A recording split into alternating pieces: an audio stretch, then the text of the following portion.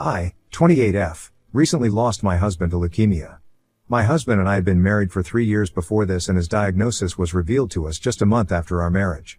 It was a devastating time for us, but my husband was a brave man and he was really strong for us until he just couldn't be strong and brave anymore. He succumbed about a month ago and I have still been trying to cope with the loss. He and I met in college and started dating shortly after graduation when I ran into him at the company where I was supposed to be interning at. We were not friends in college, but we knew each other and sometimes talked to each other. I liked him, but I was too shy to do anything about it, and I think so was he, so it never fructified when we were in college. But when we ran into each other afterward, I took it as a sign from the universe and we started dating. I don't regret anything. We spent a lot of beautiful years together and all the best memories of my life have been with him. He was a wonderful, smart, sweet, and amazingly beautiful person. Which is probably why I put up with his mother. My mother-in-law, Veronica, is not a nice person. I hate to say this about another woman, but I had always known that she was a total gold digger. Let's look at the math here. Veronica is just 48. This means she had my husband when she was just 20, but my father-in-law is almost 60. I don't know his exact age, but he is in his late 50s. So that means that Veronica got knocked up by a man almost 2 decades older than her when she was just 20. Had I been talking about somebody else, I probably would have given them the benefit of the doubt and wouldn't have labeled them a gold digger. But honestly, Veronica was just that. How do I know that? Well, let's just say that she pretty much confessed to it herself. The first time that I met her was at dinner, and she was in the middle of her 3rd divorce. She separated from my husband's father when my husband was about 5 years old, and it was because apparently, suddenly his advanced age had become a really big problem for her. She was just 20 and didn't even have a college degree, so she had never worked a day in her life. She had been a stay-at-home mom and had married my husband's father as soon as she could. She locked him down, stayed with him for a couple of years, and then filed for divorce and walked away with a huge settlement and alimony. She lived off of that for a couple of years, and that combined with the child support was enough for her. I know all of this because she bragged about it and wouldn't stop talking about herself, sufficient and street smart she had been from a really young age. She told me that it was important for women all around the world to be able to look out for themselves, and she thought she was the perfect example of that. Then, she found her second husband, and he was a bigger fish compared to her last. He was also almost 15 years older than Veronica, and Veronica was just in her late 20s at the time, so she was still pretty young and attractive.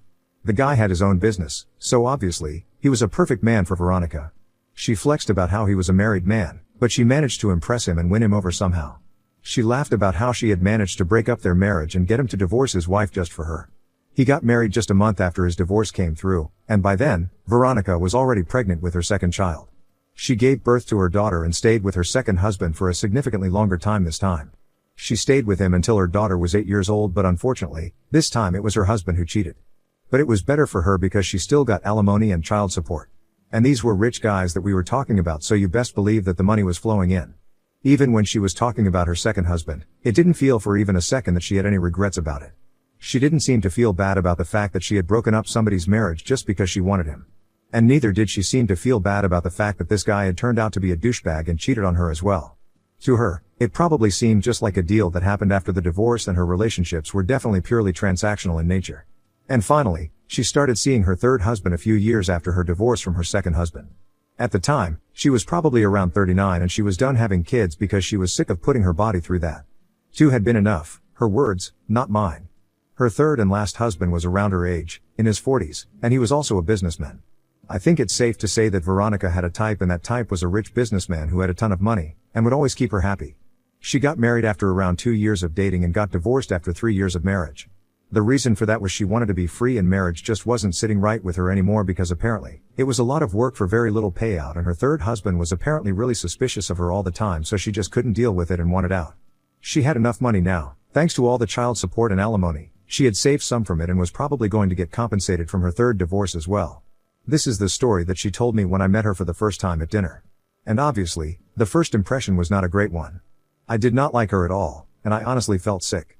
The fact that she had done these things was not as bad as the fact that she was bragging about them and making herself seem like some clever, resourceful, independent woman. She genuinely thought that she was a self-made woman, and it was pretty disturbing to hear her talk about her past. So yes, she was a gold digger and she was proud of it. Now, I actually didn't even get to meet my mother-in-law for a really long time. My husband and I started dating when we were in our early 20s, around 22, but he didn't introduce me to Veronica until we had been together for 2 years because, unsurprisingly, he was not on board with his mother's lifestyle. He knew that she was a gold digger and he was pretty ashamed of it. He had told me about it after we had been together for almost a year, and I had kept asking him why he was not introducing me to his mother. He had introduced me to his dad since he was a lot closer to him. But when I kept asking him and I didn't drop the topic, he told me that he was embarrassed and he hadn't even told his mother about me yet. He said that he was afraid that I wouldn't like her, because, well, you know why, and that would somehow jeopardize our relationship. Only after I had comforted him, and reassured him that no matter how bad his mother was, it would not affect our relationship, did he introduce me to her. My husband had warned me about her and told her that her lifestyle choices were ones that I would never agree with, but I had not expected it to be that bad.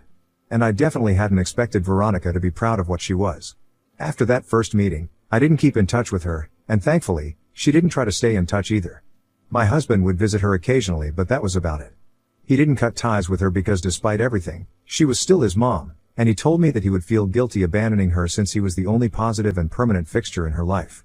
Even her daughter didn't talk to her anymore, and she pretty much had nobody to rely on. That was not a surprise at all, but I was really happy that my husband was such a good person. I did talk to my father-in-law about Veronica, and he told me that he really regrets having anything to do with her. He told me that he loves his son and that's probably the best thing that she could have given him, but he had been having a midlife crisis because he had been single for a really long time when he met Veronica on a dating app. He had considered that she might be with him for the money, but when she got pregnant and decided to keep the baby and insisted that they get married as soon as possible, he couldn't say no because it would be immoral and unethical of him. So he agreed, and when she stayed with him even after the birth of my husband, he actually started to believe that she might have genuine feelings for him. But of course, that was not true, and she left as soon as she could. That really messed him up and he couldn't really bring himself to trust other people again. Of course, he has had relationships after that, but he says that it's just never been the same for him again. So while he continued to suffer because of what Veronica did to him, she was living it up with no regrets and seemed to be having the time of her life with her husband and her alimony. Anyway, he regretted his first marriage with her, and he was a good man, as far as I knew. Veronica had never been a good person, and that was pretty evident from her history and her attitude towards her past. I wouldn't say that I have had a bad relationship with Veronica because that would not be true. I haven't had any sort of relationship with her at all. Ever since I got married to my husband, I have met her only at family events. She even attends those really selectively, and more often than not, she's missing because she has other parties to attend since she is just a socialite. And I'm grateful for it. I don't think I would want to meet her more often. She was there at our wedding, but she didn't stay for long and cleared out as soon as she realized that my father-in-law was going to stick around. She was very distant from the family and I appreciated that because I did not want her around. That did not change, even after my husband's diagnosis. She would rarely ever visit, and since my husband was not well enough to visit her, they stopped seeing each other altogether. She would maybe call once in a while, but that was pretty much it. She never put in more of an effort to stay in touch with him or even to check up on him, which I thought was particularly cruel and disgusting, given the fact that he had never abandoned his mother. Even though he had every reason to cut her off because she was straight up a bad person and an even worse mother. But he never gave up on her, and the least that she could have done for him was at least visit him a couple of times when he was sick and couldn't even get out of bed because he was too weak. However, she did not, and I wish I could say that I was surprised, but I really wasn't. Anyway, this went on for 3 years and my husband put up a really good fight. Like I said, he was a really strong and brave man, and I am so proud that I was able to have known him the way that I did. But he just couldn't fight anymore, and a couple of months ago, we were told that he might not make it. So he got his affairs in order while I tried to cope with the fact that he wouldn't be around anymore, while also trying to make the best of my time with him here. The last few months were beautiful, and even though he was really weak and could barely do anything for himself, it was all I needed to go on living for the rest of my life. I can't believe that it's over, but unfortunately, this is all the time that I had with him. Naturally, when he passed away, I was devastated, and I could barely bring myself to do anything. But I had promised myself that I would be the one to organize his funeral, and I decided to power through everything and arrange for a funeral as beautiful as he was. As I said, Veronica had barely been in touch with us for the past few years, ever since his diagnosis. But then, last year, she started visiting and talking to my husband more often. We gradually realized that this was not because she was turning over a new leaf, but just because her money was running out. There is only so much you can do with limited money and no source of income. Add to that an absolute lack of financial responsibility, you have a quick way of going broke on your hands, and that's what happened to Veronica. She had been living extravagantly for the past few years, and it was a miracle that the money that she had been saving for the years before had even lasted her that long. But now, she had exhausted most of her funds and was buttering my husband because she needed help paying off all her bills and still maintaining her lifestyle. My husband was a kind man, but he was no fool, and he knew exactly what his mother was trying to do. But he was way too sick to put up a fight with her or demand that she stop coming to see him, so instead, he decided to deal with it as slyly as he could and kept on delaying the conversation. Any time his mother would start talking to him about money, he would steer the conversation somewhere else, and he played it really well. He was clever about it and was able to evade her for almost a year, which was pretty impressive. And Veronica was low, but she wasn't stupid enough to directly demand money from her suffering son. Anyway, my husband was able to evade that for as long as he was alive. And I knew for a fact that Veronica would never demand or even ask for money from me because we definitely did not have that kind of relationship. And around the time of the funeral, I wasn't even thinking about any of this anyway. I was really busy on the day of the funeral because there were a lot of guests to attend to and I had a lot of work. I didn't even have enough time to grieve, because my husband was a pretty well-known guy and he was loved deeply by a lot of people. So it was no wonder that a lot of people had attended his funeral. It was actually pretty sweet. At one point, I thought I had come upstairs because I needed to freshen up a little, but that's when I heard noises from my husband's room. Guests were supposed to limit themselves to the downstairs area. So I had no idea why anybody would come up and I decided to peek into the room to check out who had come up. I was shocked when I realized that it was Veronica who was puttering around in the room. She had her back turned to me so she couldn't see me, but I could see her very well and she was going through stuff on my husband's bedside table. I was about to go in and confront her but something told me to wait and see what she does because I was curious. A few seconds later, I noticed that she grabbed something small and shoved it into her purse as quickly as she could. I decided to walk away from the door, went to the bathroom and waited for her to go back down. After she was gone, and I had heard her leaving, I decided to go into my husband's room and check what was missing. I realized that it was my husband's wallet that she had shoved into her purse. My husband's wallet still contained all the cards that belonged to him and I hadn't touched it after his passing. He had spent his last couple of days in the hospital and the wallet had been at home because I wasn't going to let him use it for anything. So it had stayed in its place, and since I was having the funeral, just 4 days after his demise, his lawyer, and I hadn't had the time to cancel his financial tie-ups either.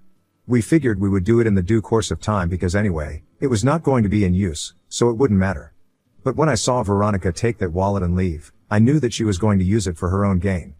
For a few minutes after that, I was just disgusted by how heartless and psychotic this was. I can't imagine anybody who would attend their own son's funeral and then steal their wallet. I mean, that's literally crazy. But I decided to let her get away with it because I knew that this was going to be illegal and she would get into a whole lot of trouble for it. I didn't care about the consequences, because I wasn't the one who was going to have to face anything. So the day went on as usual and Veronica left shortly after I had seen her in the bedroom. I saw her sneaking out, not even daring to say goodbye to me, her son's widow. For the next few weeks, I didn't hear from her at all, and I knew that she was up to something but I didn't know what.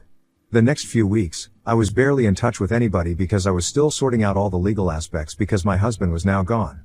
The only person I spoke to was his lawyer, and since they had been really close friends when he was alive, he had known everything about Veronica, and I felt comfortable telling him what I had let her get away with. I just wanted to make sure that I wouldn't get into trouble for permitting this to happen, and he told me that it was unlikely, and even if I did get questioned then I could just say that I was grieving and people would pretty much believe it without a second thought. So that's how it went, and earlier this week, Veronica finally got back in touch with me and she told me that she had accidentally picked up my husband's wallet at the funeral and hadn't even realized it for so long. But now that she had discovered it, she wanted to return it to me, so I could cancel all the cards and stuff. I told her to visit me instead because I had already spoken to people at the bank and asked them to mail me an itemized bank statement for all the expenses on both the cards, and they had done so just a few days before Veronica reached out to me. I had also gotten the cards canceled, which was definitely by Veronica. I wanted to return them because now they were just pieces of plastic and were useless to her. But she didn't want me to know that they were not working because otherwise, I would realize that she had been using them. Little did she know that I already knew everything and she was about to get screwed. She visited me a couple of hours after the phone call, and once she was here, I didn't even waste a second before handing her the bank statement for the credit card. And I've got to say, she was really not holding back on her expenses. She had racked up a debt of more than $100,000 in less than a month, and very little of it was from paying off her essential bills. Most of it was frivolous expenses and, funnily enough, flight tickets to another city every weekend for the past month. But I don't want to get into that. The point was that she had spent a lot of money and I told her that I knew she had been the one to take the card on purpose and she had been using it so far. It was really stupid of her to expect to get away with something like this because of course banks keep track of what you spend and where you spend it. She was shocked, but she recovered quickly and told me that this was her son's money, so she was allowed to do whatever she wanted with it and I was nobody to question her right. I thought that it was crazy because it was the credit card that she had been using, not the debit. So she had actually been racking up debt for him, not spending the money that he already had. I told her that she had better return the money and clear the debt, or else I would be forced to tell the bank officials that the card had gone missing after my husband's funeral, and I hadn't even noticed it until recently when I canceled all of them. And then I would tell them that it was she who was using it, which was illegal, and they would have no problem tying her to the card because there were obviously other expenses and records to prove it. So then she would go to prison and would stay there until she was really old. She started throwing a fit as soon as I said all of that and told me that I was the most horrible person on earth for letting this happen and screwing her over on purpose. She believed that what I did was pure evil and morally wrong on so many levels that she couldn't even fathom that anybody in the right mind would be capable of something like this. I think she must have cursed at me for around half an hour before she finally left, in tears. I've already spoken to the bank since then and told them that the card had gone missing. And now, they are going to deal with her. The problem is that I was recently talking to my mother about this and I told her all about what I had pulled off and that Veronica might even go to jail now. I thought that I had been righteous and I still think so because all of this could have been avoided if Veronica hadn't been a nasty little thief. But unfortunately, my mother thinks that what I did was horrifying and she can't even speak to me because she agrees with Veronica and believes that what I did was too much. She hasn't been speaking to me and says that if I testify against Veronica then she'll never speak to me again. I don't understand how this is my fault because I was not the one who was stealing my son's wallet at his funeral to pay for God knows what and support my extravagant lifestyle. I feel like my mom is making a big deal out of this, but I feel really bad now. Ida for allowing my mother-in-law to steal my husband's wallet at his funeral just to get her in trouble? Update 1. Hi, so most of you are of the opinion that both Veronica and I are messed up. That might be true, but at least I'm not a thief. And at least I was not using my son's credit card to go see my lover every weekend. Yep. I received a call from the guy that she had been seeing and he told me that what I had done was disgusting and I had better watch my back. So far, I've been facing the consequences of my actions. My mom is not talking to me and my dad thinks that this is going to be a difficult problem to fix because my mother is really big on morals and ethics and stuff. And I also have to worry about some guy who is threatening me. So no, so far this has not been great and I'm actually kind of worried about what might happen next. My husband's lawyer, his friend, has told me that he's going to be there for me, no matter what. So that's reassuring. But I'm still feeling kind of weird about what has been happening. Because there is a 100% chance that Veronica might end up in jail. Update 2. Hello. Just wanted to inform you guys quickly that my mother has threatened to disinherit me if I testify against Veronica in court and that is literally the craziest thing. I don't know why she's doing it, but I have decided that I'm not going to let her get to me. Yes, what I did might have been wrong and it came from a place of hatred and revenge, but I didn't ask Veronica to rack up a debt of this crazy amount. I didn't ask her to steal the wallet and use the credit cards of her deceased son. She did that all on her own, and even if I hadn't been involved, she definitely would have gotten into trouble for it. So I don't know why my mother thinks that it's okay to blame me. If she has to blame somebody and have the moral high ground, it should be Veronica and not me. Update 3. Hey, everyone. So it's been a couple of weeks since I came online here and I have been really busy. My mother has decided to cut all ties with me. She didn't remove me from her will because my dad didn't agree with it. But she says that if I testify against Veronica, then she will literally never speak to me again. She says that she wants to believe that she raised a good person and I'm not acting like one right now. Honestly, I don't even know what that is supposed to mean because I'm not trying to be a good person right now. I'm just trying to do right by my husband and myself. That's all that I'm interested in doing. So for her to say weird stuff like that and expect me to feel bad about it, it's just stupid. The trial has already begun and I'm supposed to appear in court for the testimony in a couple of days. I already know what I'm gonna say and I know that Veronica will get a lot of heat for this. But do you know what? It's not my fault and I refuse to be blamed for it. I'm not going to take accountability for somebody else's psychotic behavior and be okay with it. I'm sorry, but that is not how this works. So my mother can be as mad as she wants to, and even stick to what she said, and not talk to me ever again, but I'm not backing down anymore. Sometimes being right is more important than being good. Especially when it comes to people like Veronica, who have never been taught a lesson in their life. My father-in-law actually thinks that this is great and she totally deserves it because she had it coming for a long time. So there, at least some people agree with what I'm doing and these are people who know Veronica the best. I still haven't heard anything from the guy who called me up to threaten me a couple of weeks ago, but I'm not scared anymore. I don't see any reason to be scared of doing the right thing. Update 4. So, the trial is over and Veronica has been sentenced to 10 years in prison. She had been pleading, not guilty in the beginning, but with time, it became pretty clear that that was not true. It feels really weird that another person is going to be imprisoned because of what I said, but this was bound to happen. It's crazy, but yeah, that's what happened.